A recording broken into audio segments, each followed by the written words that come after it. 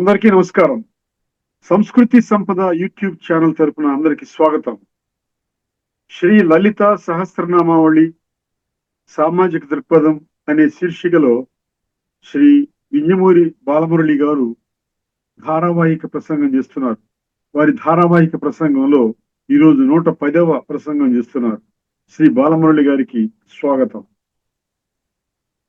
ధన్యవాదాలు ఆచార్య వెంకటేశ్వర్లు గారికి. అలాగే అందరికీ నమస్కారం. సంస్కృతి సంపద యూట్యూబ్ ఛానల్ తరపున అందరికీ స్వాగతం. శ్రీ లలిత సహస్రనామావళి సామాజిక దృక్పథం అనే శీర్షికలో శ్రీ వింజమూరి బాలమురళి గారు ధారావాహిక ప్రసంగం చేస్తున్నారు. వారి ధారావాహిక ప్రసంగంలో ఈరోజు 111వ ప్రసంగం చేస్తున్నారు. శ్రీ బాలమురళి గారికి స్వాగతం. ధన్యవాదాలు సార్ ఆచార్య వెంకటేశ్వర్లు గారికి. అలాగే సంస్కృతి సంపద శ్రోతలందరికీ కూడా సాధారణంగా ఆహ్వానం పలుకుతూ శ్రీ లలిత సహస్రనామావళి సామాజిక దృక్పథం అనేటువంటి అంశానికి యథాపూర్వం మనం ప్రారంభిద్దాం. కుశల కోమలాకార కురుకుల్ల కులేశ్వరి కులకుండాలయ కౌల మార్గ తత్పర సేవ. కుల మార్గము అంటే సుషుమ్నా మార్గం, కులకుండము అంటే మూలాధార చక్రము నుంచి స్వాధిష్టానము మణిపూరము వరకు ఉన్నటువంటి ఊర్ధ్వగమన మార్గం. కాబట్టి కులకుండాలయము అంటే కులకుండము అనేది ఎక్కడుంది? కులకుండే కుహరిణి అని ఆది శంకరాచార్యుల వారు కూడా చెప్పారు. మూలాధారంలో ఉండేటువంటి అమ్మవారు, అందులో వసించేటువంటి తల్లి అని మనకి చెప్పారన్నమాట. అలాంటి తల్లిని కౌల మార్గ తత్పర సేవిత, ఆ కౌల మార్గంలో అంటే అమ్మవారు సుషుమ్నా మార్గంలో వెన్నునాడి మధ్యలో ఉన్నటువంటి సుషుమ్నా నాడి మధ్య నుంచి పింగళ సుషుమ్నా నాడి మధ్య నుంచి సుషుమ్నా నాడిని కుల మార్గము అని అంటారు. సాధన, ఆధ్యాత్మిక సాధన చేసేటప్పుడు మనకి ఈ కులాచారం అనేది పాటించేవాళ్ళు సాధకులు అమ్మవారిని ఈ విధంగా ఆరాధిస్తారు. అయితే ఈ కులాచారం 2 రకాలు. ఒకటి వామాచారము, రెండోది సమయాచారం. వామాచార పద్ధతి అనేది పాటించే వాళ్ళు ఈ జంతు పనులు ఇవి అవి చాలా వాళ్ళు పాటిస్తారు, శక్తిగా పూజిస్తారు. ఏమంటే అది వాళ్ళ తరక వంశాచారం అని చెప్తూ ఉంటారు. సమయాచారులేమో కులాచారాన్ని, ఈ వామాచారాన్ని ఏమంటారంటే వేదవాహ్యమైనటువంటి సంప్రదాయ పద్ధతి అంటారు. ఒకరిని ఒకరు విమర్శించుకునే దానికన్నా ఎవరి మార్గంలో వారు భక్తి తత్పరతలు ప్రదర్శించి అమ్మవారిని కానీ సేవించుకున్నట్లయితే ఖచ్చితంగా వారు అమ్మ యొక్క అనుగ్రహాన్ని పొంది సిద్ధిని పొందగలుగుతారని మనం చెప్పుకోవచ్చు. విమర్శనము అనేది మన జ్ఞానాన్ని పెంచేటట్లు ఉండాలి కానీ విద్వేషాన్ని పెంచేటట్లు ఉండకూడదు. కాబట్టి ఆ విషయాన్ని పక్కన పెడితే కౌల మార్గ తత్పర సేవిత, ఇలా కౌల మార్గంలో ఎంతో తత్పరతతో అహమహమికతో అంటాం. నేను ముందని పోటీ పడి మరి అమ్మవారిని పూజించేటువంటి భక్తులు బోల్డంతమంది ఉంటారు. వారందరి చేత సేవింపబడేది, వారి సేవలు అందుకునేటువంటి తల్లి అని మనం చెప్పుకోవచ్చు అనమాట. ఇక్కడ మార్గాలు వేరైనా ధ్యేయము లక్ష్యము ముఖ్యమని మనం చెప్పుకోవాలి. భక్తియే ప్రధానంగా ఒకే లక్ష్యంతో పట్టుదలతో సాధన చేసేటువంటి వారు అనుసరించేటువంటి మార్గం అంత ఇంపార్టెంట్ కాదు అంటారు. మార్గం ముఖ్యమే, కానీ ఆ మార్గం మంచిది, ఈ మార్గం చెడ్డది, లేదా ఈ మార్గం సులభమైనది, ఆ మార్గం కఠినతరమైనది, ఇలాంటి పోలికలు అనేవి అనవసరమైనటువంటి భావజాలాలకి దారితీసి మనలో లేనిపోయినటువంటి భావనా తరంగాలని ప్రేరేపించి మనలో మళ్ళీ అరిషడ్ వర్గాలని నెలకొల్పుతాయన్నమాట. కాబట్టి భావాభావ వివర్జిత అయినటువంటి అమ్మవారిని మనం కొలవాలంటే మనం ముందు ఇటువంటి భావాల్ని దూరంగా పెట్టాలని.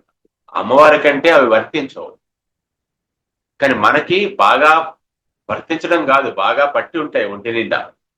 అంచేత ఈ అభావము భావము అనేవి ద్వేష కావేశాలకి, అరిషడ్ వర్గాలకి, ఈర్ష, లోభము, కామక్రోధ లోభమోహ ఆశ్చర్యములకి మనం లోనవ్వడం సహజ సిద్ధం. అందువలన వాటి జోలికి వెళ్లకుండా ఉంటే మంచిది అనేది మనకి ఇక్కడ గురుగారు అందిస్తున్నటువంటి సందేశం అన్నమాట.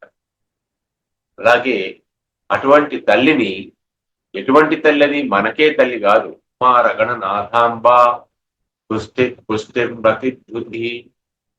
ఈ 4 వాక్యాల్ని, ఈ 4 మాటల్ని ఒకేసారి మనం తెలుసుకుందాం. కుమార గణనాథ అంబ.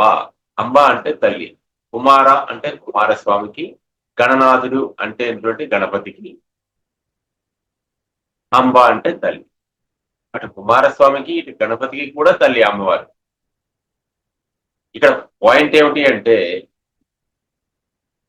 కుమారస్వామి కేవలం పార్వతీదేవి యొక్క సంబంధము లేకుండా శివుని యొక్క వీర్యము వలన ఉద్భవించినటువంటి వాడు. ఆ తర్వాత ఆయన ద్వైమాతృడు అవ్వడం, ఇవన్నీ విషయాలు మనకు తెలుసు. కానీ అది బాహ్యమైనటువంటి ప్రేరణే గాని అందులో పార్వతీదేవి యొక్క సంబంధం ఏమీ లేదు. అంటే కంప్లీట్ గా శివ సంబంధమైనటువంటి శక్తి కుమారస్వామి పూర్తిగా.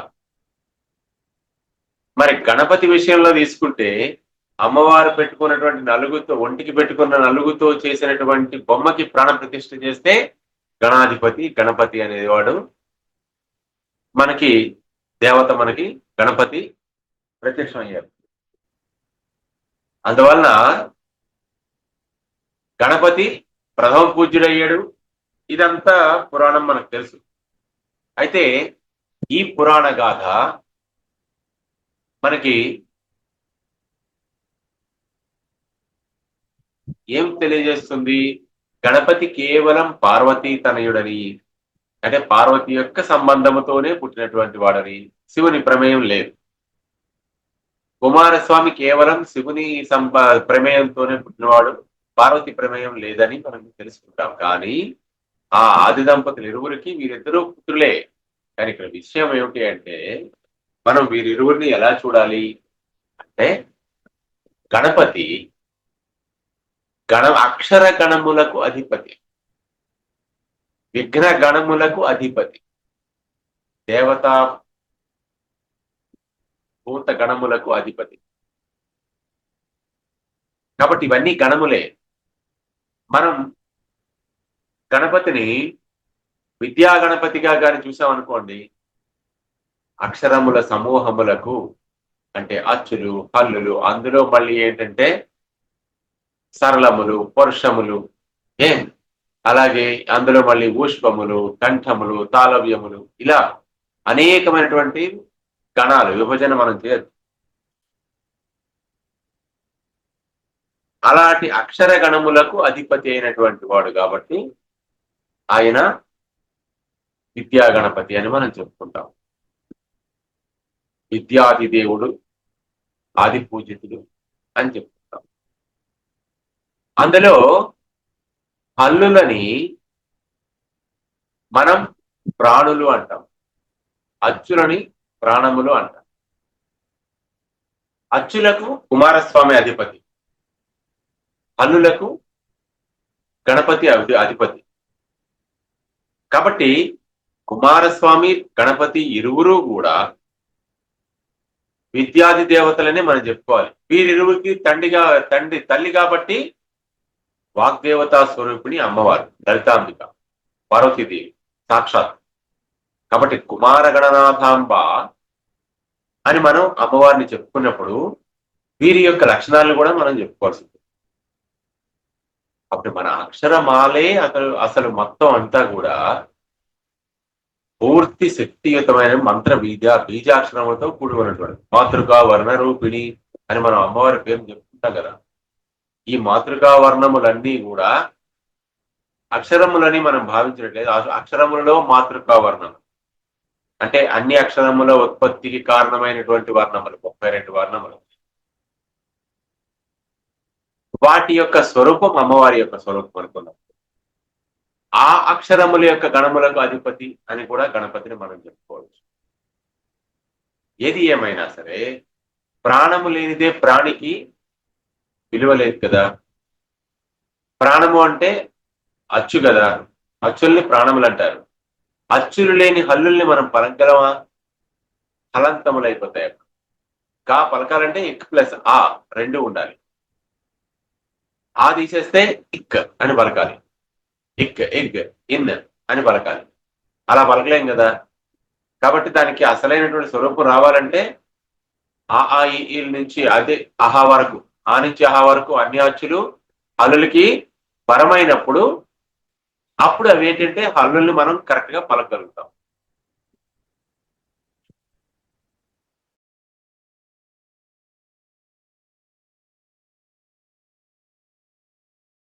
విద్యాధిపతి గణపతి అని మనం ఆది పూజ్యుడు అని గణపతి పూజ చేస్తే ఏదైనా చేస్తాం.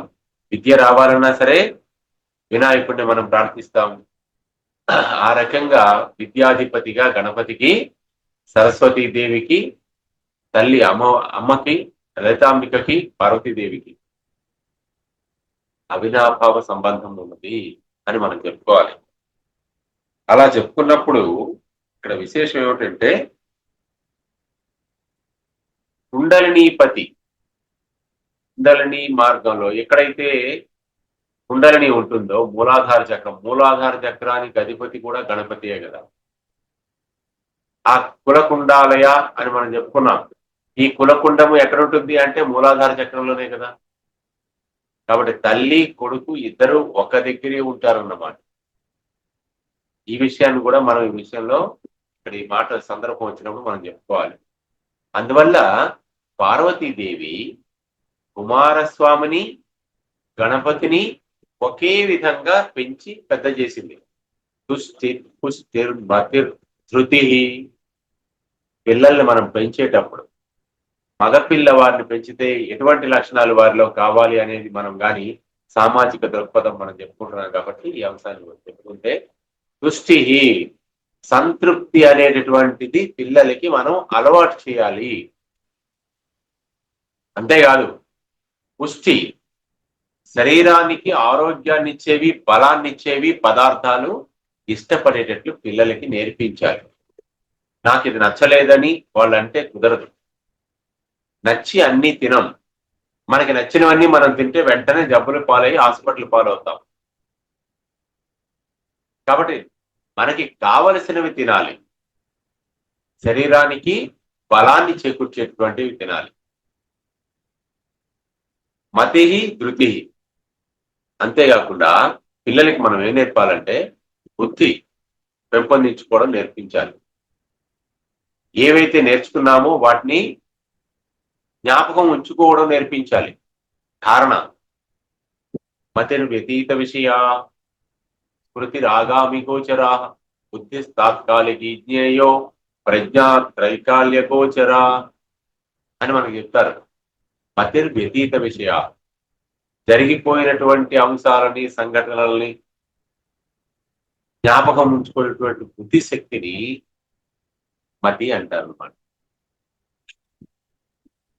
యాదేవి సర్వభూతేషు బుద్ధి రూపేణ సంస్థిత నమస్తస్యే నమస్తస్యే నమస్తస్యే నమో నమః అని మనం పార్వతీదేవిని, దుర్గామాతని ఎలాగైతే పూజిస్తామో ఆమె బుద్ధి రూపేణ సంస్థిత. కాబట్టి బుద్ధికి అధిపతి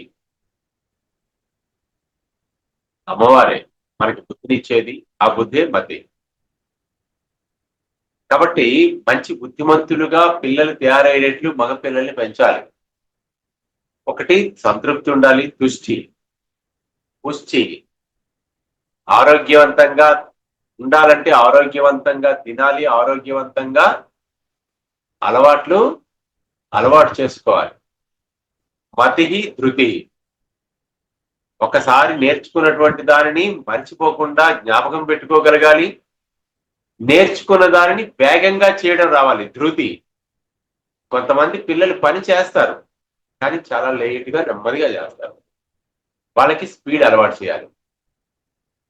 కాబట్టి మగ పిల్లల్ని పర్టికులర్ గా పెంచేటప్పుడు విషయంలో తల్లి తండ్రి గమనించవలసింది ఏంటంటే, ముందు వాళ్ళకి సంతృప్తి నేర్పించాలి. సంతృప్తి లేకపోతే వాళ్ళు తమ తాలూకా తమ్ముడు చెల్లితోనో అన్నయ్య తమ్ముడితోనో మొత్తం మీద ఎలాగోలా ఇంట్లో వాళ్ళు ఎప్పుడూ తగువాడుతూనే ఉంటారు ఏదో ఒక విషయంలో. అది నాకు కావాలి, ఇది నాకు కావాలి, అది వాడి దగ్గర ఉంది, నా దగ్గర లేదు. తన దగ్గర ఉన్న దాంతో తృప్తి పడడం మొట్టమొదటి నేర్పించాలి. పుష్టి, తనకి నచ్చినవి తినడం కాకుండా తన శరీరానికి ఉపయోగపడేవి కూడా తినేటట్టు నేర్పించాలి. ఒకసారి నేర్చుకున్నది మర్చిపోకుండా జ్ఞాపకం పెట్టుకోవాలనే దృష్టితో చదవడం నేర్పించాలి. ధృతి, ఏ పని చేసినా సరే వేగం చేయడం అనేది కూడా పిల్లలకి నేర్పించాలి. ఇది అమ్మగా పార్వతీదేవి తన పిల్లలిద్దరికీ నేర్పినటువంటి అంశాలు అన్నమాట. కాబట్టి ఇది మనకి కూడా ఒక పెద్ద గుణపాఠమే. మన పిల్లల్ని మనం ఎలా నేర్పించాలి, అబ్బాయిని ఎలా పెంచాలి అంటే ఇది. అంటే అమ్మాయిలకి ఇది పనికిరాదా అండి అంటే ఉంది. ఇవి ప్రత్యేక లక్షణాలు, ఇవి అమ్మాయిలకి అబ్బాయిలకి కూడా పనికి వస్తాయి.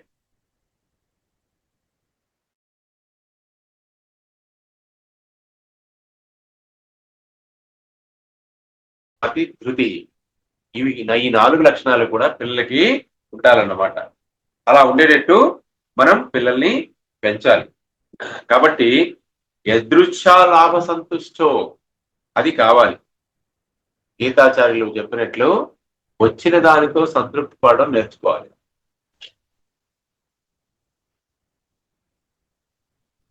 పోతన్న గారు భాగవతంలో చెప్తారు ఏమని, దొరికిన దానితో తృప్తి పడనటువంటి వాడు సప్త ద్వీపములైన చక్కంబడునే. సప్త ద్వీపాలకి వెళ్ళినా కూడా, సప్త ద్వీపాలు తన వశమైనా సరే, అఖండ భూమండలం తన అధీనంలో ఉన్నా సరే వాడు తృప్తిపడడు. ఏది తనకి దొరికిందో దాంతో తృప్తిపడడం నేర్చుకోవాలి. ఎంత ఉంటే ఉంటుంది, ఎంత సంపాదిస్తే ఉంటుంది. వారే రాజులు రాజ్యములు గరుగవే, గర్భోన్నతి పొందిరే, వారేరి సిరి మూటగట్టుకుని పోవంజాలిరే, భూమిపై పేరేనంగలదే అంటాడు బంగారు పోతనామాచి. బలిచక్రవర్తితో పలికిస్తాడు ఈ మాటలో. ఎంతోమంది రాజులు ఈ భూమండలాలందరినీ పరిపాలించారు, ఎంతో ఐశ్వర్యాన్ని సంపాదించారు, ఎంతో పరాక్రమాన్ని, రాజ్యాన్ని, భూమిని అన్ని సంపాదించారు. వారేది పోనీ ఏమైనా సంతృప్తి పడ్డారా? గాసిం పొందిరి, నానా కష్టాలు, అసంతృప్తి పొందారు. అలా కాకుండా వైన్యగయ భూకాంతాదులు నర్థకామాసన్ గాసిం పొందిరిగాక నిజాశాంతంబులను చూసిరే. ఇక్కడ ఈ విషయం, వాళ్ళ ఆశలకి అంతం అనేది ఎప్పుడైనా గమనించారా వాళ్ళు? మరి ఇంత సాధించిన వాళ్ళైనా సరే అందుకే ఆశాపాసము తాగడం నిడుపు లేదంతంబు రాజేంద్ర అంటారు. ఆశకి అంతం లేదు. కాబట్టి తృప్తి అనేటటువంటిది పిల్లలకి నేర్పవలసినటువంటి మొట్టమొదటి విషయం. తనకి దొరికిన దానితో తృప్తి పడడం అక్కడ నేర్పితే, ఆ బీజం ఆ బాల్యంలోనే వేస్తే, మనం వాళ్ళ మనసులో ప్రవేశపెడితే, పెద్ద అయిన తర్వాత పక్క వాళ్ళని చూసి వాడికి ఎంతుంది, వీడికి ఎంతుంది, నాకు లేదు అని బాధపడేటటువంటి దురవస్థ వాళ్ళకి కలగదు, దౌర్భాగ్యులుగా మారరు. తనకి ఉన్న దాంతో ఆనందంగా బతకడం నేర్చుకుంటారు. సంతృప్తి అనేది జీవితానికి ఆనందాన్ని ఇస్తుంది. తృప్తి లేని వాడికి ఎంత ఉన్నా సరే ఆనందం అనేది కరువైపోతుంది. కాబట్టి యదృచ్ఛాలాభ సంతుష్టం, ఏది వచ్చిందో దాంతోనే సంతృప్తి పడాలి అని కృష్ణ పరమాత్మ చెప్పినట్లు, పుష్టి అనేది మొట్టమొదటి ముఖ్యమైనటువంటి లక్షణం. పుష్టి, బలం కావాలి.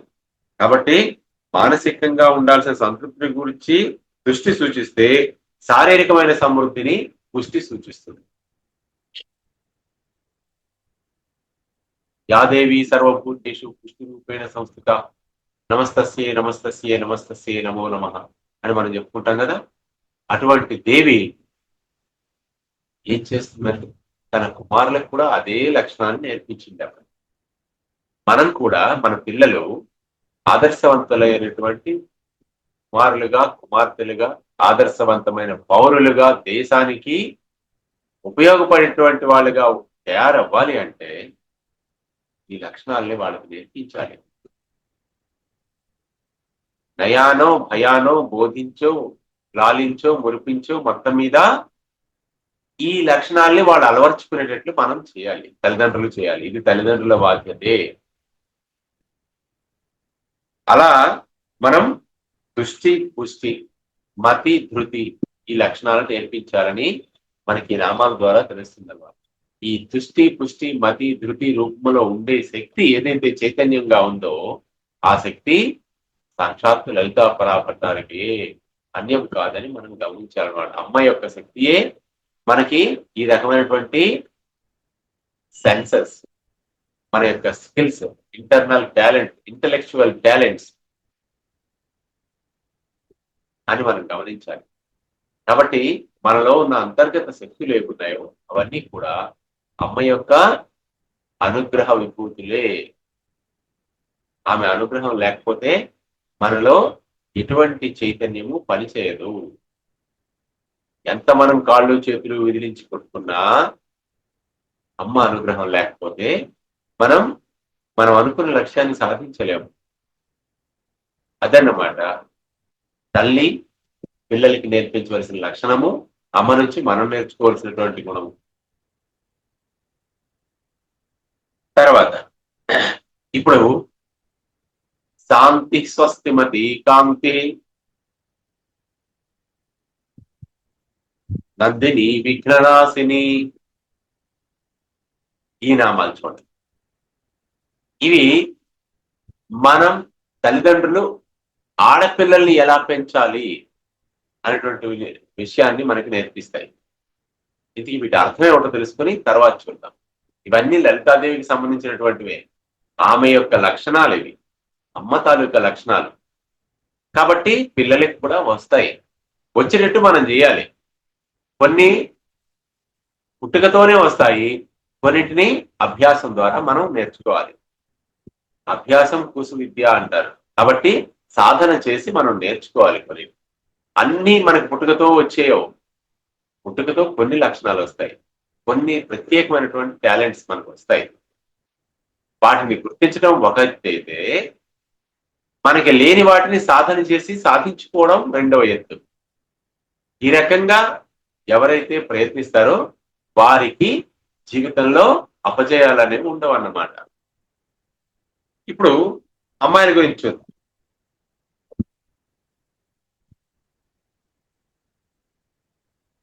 శాంతి. మొట్టమొదటి అమ్మాయిలకు మనం నేర్పించవలసింది శాంతి. అంటే నిలకడ, తడబాటు లేనటువంటి, ఆందోళన లేనటువంటి నిలకడ తత్వాన్ని నేర్పించాలి ఆడపిల్లలకి.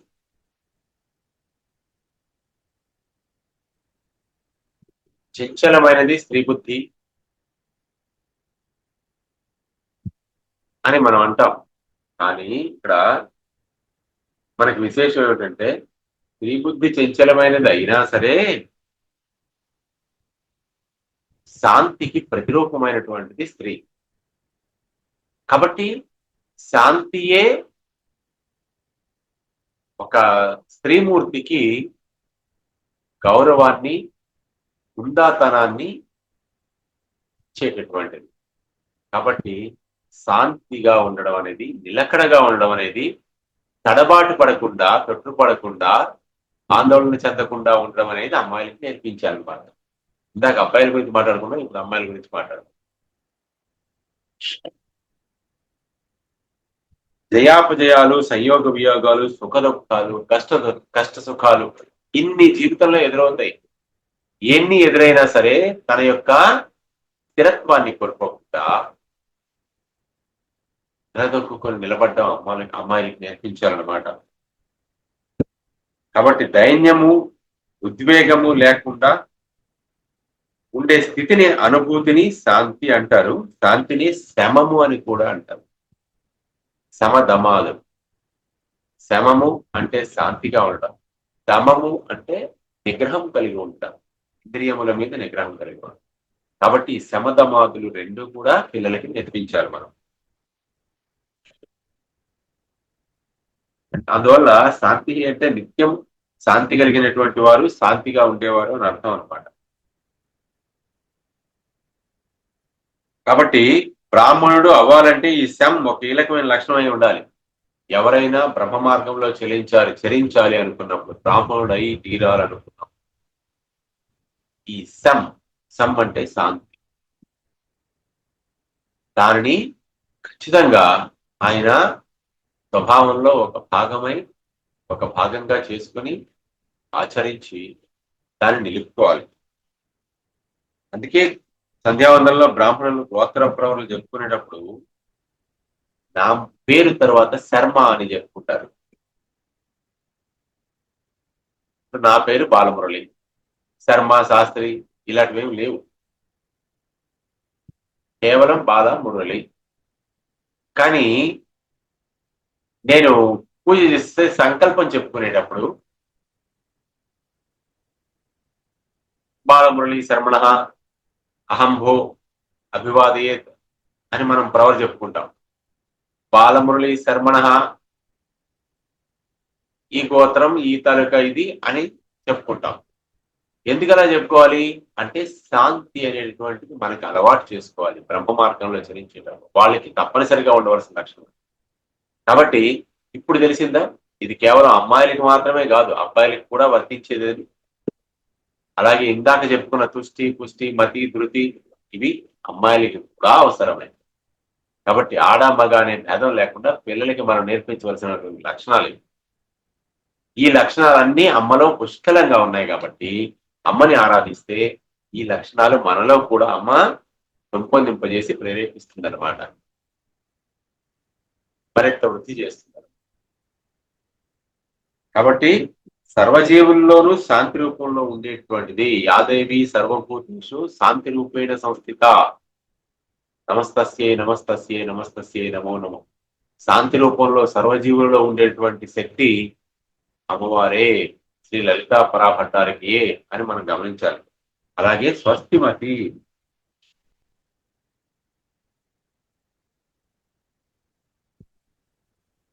స్వస్తిమతి అంటే మంచిగా లేదా ఉండవలసిన విధానంలో ఉండు, మతి అంటే మనోలక్షణం కలిగింది. మంచిగా ఉండవలసిన పద్ధతిలో ఉండేటువంటి మనస్సు ఎలా ఉండాలంటే మంచిగా ఉండాలి. చెడు ఆలోచనలు మనసులోకి రాకూడదు. స్వస్తిమతి అంటే అదే అర్థం. ఇందాక మతి అని చెప్పుకున్నాం కదా, మతి, ధృతి. అందువల్ల స్వస్తి, స్వధా, నమః, స్వాహ ఇవి కొన్ని ప్రత్యేక సందర్భాల్లో ఉపయోగించవలసినటువంటి పదాలు. మానవులకి సంక్షేమం స్వస్తి అంట. మనకు కావాల్సింది ఏమిటి? సంక్షేమం. సర్వే జన సుఖినో భవంతు అంటాం. సర్వేభ్య సుఖినః సంతు, సర్వే సంతు నిరామయ, సర్వే భద్రాణి పశ్యంతు, మా కచ్చిత్ దుఃఖభాగ్ భవేత్. ఎప్పుడు మమ్మల్ని దుఃఖభాగులుగా పుట్టించక తల్లి లేదా తండ్రి. సర్వే భద్రాణి పశ్యంతు, అందరూ భద్రంగా ఉండాలి. భద్ర అనే పదానికి ఏమిటి? శుభ మంగళయోర్ భద్ర, శుభకరమైనది, మంగళప్రదమైనది పదం, లక్షణం లేదా అలవాటు. మన యొక్క ప్రవర్తన ఏదైతే ఉందో అది భద్రము. అందుకే రాముని రామభద్రుడు అంటారు. శుభకరము, మంగళకరము అయినటువంటి లక్షణములు కలిగినటువంటి వాడు శ్రీరామచంద్రుడు. కాబట్టి అమ్మ కూడా స్వస్తిమతి, అటువంటి స్వస్తి కలిగినటువంటిది. మనస్సు అనేది శుభకరము, మంగళకరమైనది. ఎందుకంటే ఆవిడ సాక్షాత్ మంగళ దేవత, సర్వమంగళ. ఎక్కడుంటే అక్కడే సర్వమంగళం వస్తుంది. సాక్షాత్ శ్మశానాన్ని కూడా మంగళకరంగా మార్చేసింది అమ్మ పాదస్పర్శ. అలాంటిది అమ్మ శరీరమే సర్వమంగళములకు, అమ్మ రూపమే మంగళములకు ఆలవాలం, సర్వ శుభములకు ఆలవాలం. కాబట్టి అటువంటి తల్లి యొక్క దర్శనము మాత్రము చేత మనందరికీ శుభములు మంగళములు కలుగుతాయి. కాబట్టి అటువంటి తల్లి స్వస్తిమతి. కొంతమందిని మనం దర్శిస్తాం, చూస్తాం. చూసిన వెంటనే ఏమవుతుందంటే ఒక మనస్సుకు ఒక రకమైన తృప్తి కలుగుతుంది. ఆహా అనిపిస్తుంది. ఎందుకు అలా అనిపిస్తుంది? కొంతమందిని చూస్తే సరైన వాళ్ళు అనిపిస్తుంది చూసారా? ఆ సరైన వాళ్ళు అనిపించడమే తృప్తి. అంటే వాళ్ళలో ఉన్నటువంటి ఆరా, వాళ్ళలో ఉన్నటువంటి దైవీ శక్తి ఈ మనస్సుని తాకిందన్నమాట. ఆ దైవీ శక్తి మన మనస్సుని తాకటం వలన మన మనస్సుకి తెలియకుండానే, బుద్ధికి మనకి అందకుండానే మనకు ఒక రకమైన భావన కలుగుతుంది. ఏమిటంటే ఈయన సరైనటువంటి వాడు అనిపిస్తుంది. అలా అనిపించటానికి కారణం ఏమిటి అంటే మనలో దైవీ శక్తి అనేది ప్రచోదనం చెంది ఉండడం. వాళ్ళు స్వస్తిమతులు. అదన్నమాట. ఇక్కడికి మనం ఇప్పటికి ఆపి తర్వాత మిగతా కొనసాగించుకుందాం. స్వస్తి. శ్రీమాత్రే నమః. శ్రీ గురుభ్యో నమః. శ్రీ లలిత సహస్రనామావళి సామాజిక దృక్పథం శీర్షికలో ధారావాహిక ప్రసంగం చేసిన శ్రీ బాలమురళి గారికి ధన్యవాదాలు. ధన్యవాదాలు.